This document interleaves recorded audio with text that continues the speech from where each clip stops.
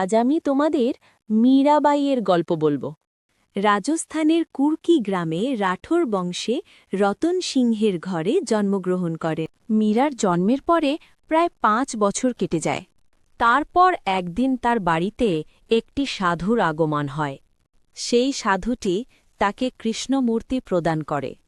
কৃষ্ণমূর্তি পেয়ে মন প্রাণ ভক্তি দিয়ে কৃষ্ণে সেবা করতে থাকে মীরা। এরপর ধীরে ধীরে বড় হয়ে ওঠে মীরা।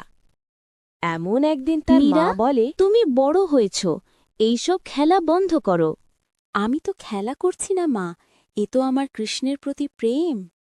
কৃষ্ণভক্তি কথা রতন সিংয়ের কানে গিয়ে পৌঁছায়। তারপর মীরার বিবাহ দেওয়া হয় মেওয়ারের যুবরাজ ভোজ রাজার সাথে। মীরা বিবাহের কয়েক বছর পর ভোজরাজের মৃত্যু হয়ে যায়। তারপর থেকে শুরু হয় মীরার উপর অত্যাচার। মহারাজ রানা তাকে মারার জন্য কালকুট বিষ প্রয়োগ করেন কৃষ্ণের চরণামৃতে। কিন্তু সেই বিষ খেয়েও মীরার কিছু হয় না।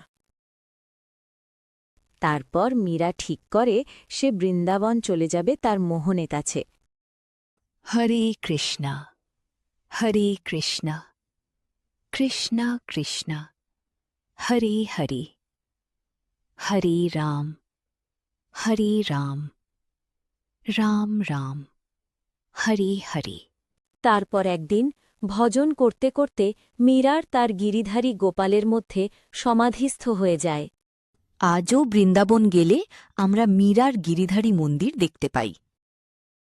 আপনাদের ভিডিওটি ভালো লেগে থাকলে চ্যানেলটিকে সাবস্ক্রাইব করুন। হরে কৃষ্ণ হরি বল। আর নতুন ভিডিও আপডেট পেতে পাশে থাকা বেল আইকনটি ক্লিক করুন।